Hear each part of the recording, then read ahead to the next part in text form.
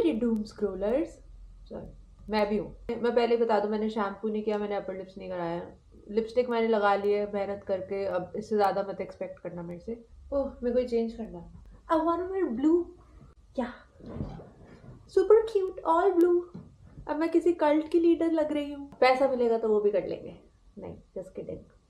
उसके बाद सबको रेपिस्ट बनना पड़ता है शायद। अब मैं यहाँ पे एक वीडियो एड्रेस करने वाली हूँ जो मैंने इंस्टाग्राम पे पोस्ट कर रखी है बहुत पहले से, जिसमें मैं बता दूँ तो जो मेरा बूब है वो पॉप आउट करता है क्योंकि मैं अपना मजे कर रही हूँ, मैं जंप कर रही हूँ, मैं स्क्वाट्स कर रही हूँ एक टैंक टॉप में। कुछ चीज़ें मैं क्लियर कर दूँ, वो वीडियो मैंने कंटेंट के लिए नहीं बनाई थी। वो वीडियो बहुत पुरानी है, मैं अपने दोस्तों के साथ चिल कर रही थी, मेरे दोस्तों ने वो वीडियो बनाई क्योंकि मैं पागलों जैसी हरकतें कर रही थी और उसमें प्रोसेस में ऐसे हो गया। ऑब्वियसली उस पर अच्छा खासा बैकलैश आया। और जब मेरे पास इंस्टाग्राम पे अकाउंट नहीं था, शायद कोई स्टॉकर अकाउंट होगा, पता नहीं, क्योंकि I use to look down upon it.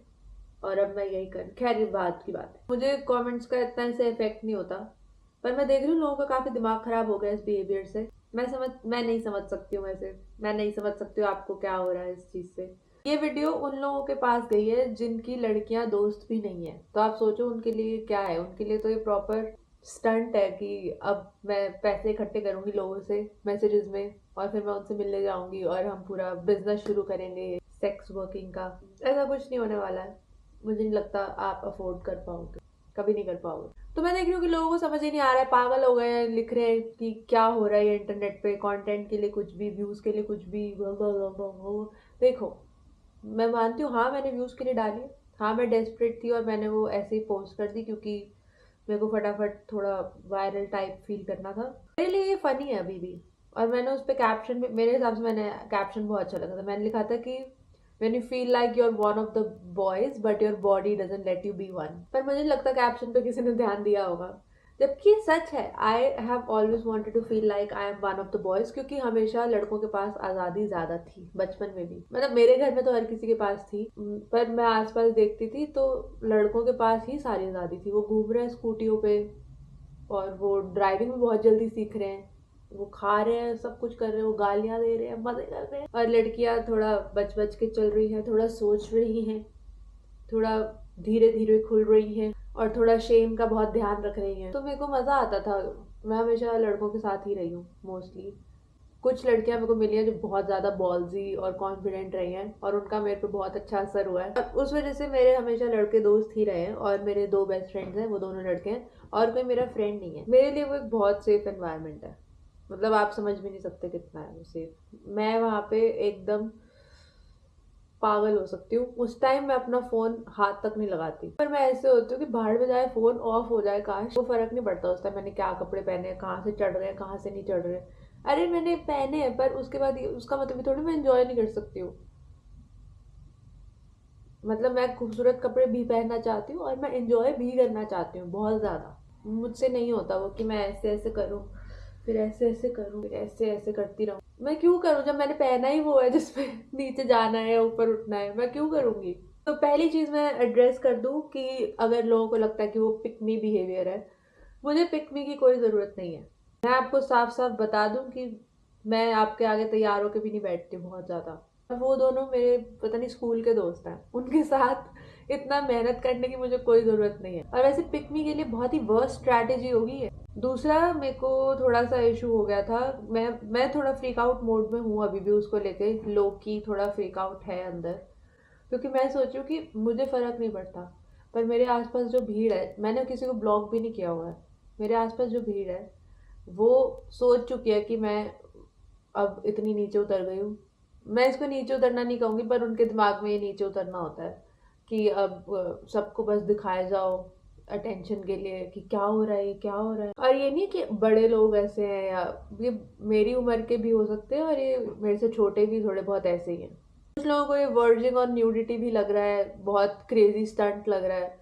ये क्रेजी स्टंट है, बिल्कुल है, पर वो तुम्हारे लिए है ना, मेरे लिए तो नहीं है।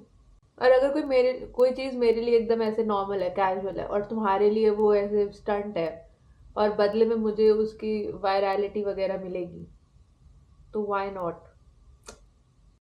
मैं एक और चीज़ क्लियर कर रही हूँ कि अब ये नहीं होने वाला कि वो मैंने एक वीडियो पोस्ट कर दी तो मेरा पूरा पेज उस कंटेंट के आसपास घूमेगा। मैं इरोटिक वीडियोस डालूंगी, सदियों बाद में ब्रेस्ट फीडिंग वीडियोस डाल रही हूँ, ऐसा कुछ नहीं होने वाला है। और उसके बाद मैंने कुछ डाला भी नहीं है as such. By the way, you know when you wear a bikini on a beach तो काफ़ी इजीली आपका बूब पॉप आउट कर सकता है, क्योंकि इतना सपोर्ट नहीं होता उसका, तो उसमें कोई बड़ी बात नहीं है। हर तरह के कमेंट्स जो मेरे को दिखे हैं कि मेरा फ्रेंड जो मेरे को बोलता है उस वीडियो में बाद में, क्योंकि वो मैं ऐसे मैं स्क्वाट जंपिंग स्क्वाट्स कर रही हूँ, एक तो उसने सिटअप्स करने को कहा था और मैं जंपिंग स्क्वाट्स कर रही हूँ, हमें वो एक बड़ा वो एक ज्यादा बड़ा फकअप लग रहा है मुझे। तो मेरा फ्रेंड वहां बैठा है और वो मुझे बोलता है, बता तेरे बूज बाहर आ गए पूरे। मैं फिर ऐसे फटाफट अंदर कर लेती हूँ और मैं क्लियर कर दूँ, निपल नहीं दिखा है। लोगों को वो भी गलत लग रहा है कि उसने क्यों बोला है। उसने मुझे वार्न करने के लिए ही बोला और उसने ये सोच के नहीं बोला कि अब ये वीडियो जाने वाली है या कुछ होने वाला है। मुझे उसमें कोई कुछ गलत नहीं लगा, क्योंकि ऐसी चीजों का ध्यान रखने वाले वही मेरे दोस्त रहे हैं। हमेशा आपका कोई दोस्त ही होता है जो आपको ऐसे बताता है कि वही ये हो गया, वो तेरी जीन्स पे स्टेन लगा हुआ है, वो तेरी स्कर्ट पे ये हो रहा है। एक और बात कि हम लोगों में वो चीज सेक्सुअल कभी हो ही नहीं सकती, क्योंकि हमारे लिए वो बहुत नॉर्मल जैसे कॉन्वर्सेशन हो, क्योंकि हमारे लिए बहुत नॉर्मल चीज़ है। ये नहीं नॉर्मल चीज़ कि बूब पॉप आउट हो रहा है, नंगे हो रहे हैं, कुछ भी हो रहा है, ऐसा कुछ नहीं होता है। डेफिनेटली ये वीडियो मेरी इमेज को बिल्कुल हेल्प नहीं करता है, क्योंकि स्कूल में भी मेरी थोड़ी ऐसी थी। स्कूल में क्या, खैर हर लड़की की ऐसी थी, वो हर लड़की को यही बोलते थे, स्लट या आर वर्ड या कुछ भी है, हर लड़की को यही बोलते थे। मैंने हर लड़की के लिए सुना लिटरली।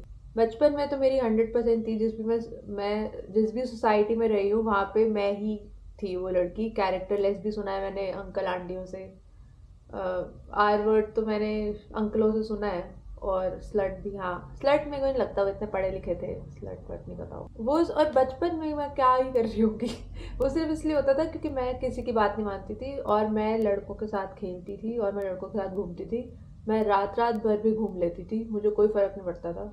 और उसके बाद भी मैं अपनी मर्जी के कपड़े पहनती थी और मेरे को घर में कोई ऐसे रोक टोक हुई नहीं थी कभी कि ये कपड़े मत पहनो। उन्होंने कोशिश की थी, मेरे घर वालों ने थोड़ी सी कोशिश की थी, पर तुम मेरे आगे नहीं बोल सकते इन चीज़ों पे। और अगर तुम मेरे घर में रह रहे हो स्पेशली तब। जो भी है, मुझे ऐसे फेमिनिज्म वाला कोई चक्कर नहीं है, पर मुझे गुस्सा आता है कोई मुझे टोक दे कि या बताने की कोशिश करे कहाँ पे क्या पहनना चाहिए क्या नहीं पहनना चाहिए, कब नहाना चाहिए कब नहीं नहाना चाहिए। एनीवे, उस सब के बाद भी अगर आपको समझ नहीं आ रहा हो ये क्या हो रहा है, आपके आगे किस तरह की लड़की बैठी है, तो आपके फ़ोन के साइड में बटन है, उसे दबा दीजिए एंड बंद कर दीजिए फ़ोन।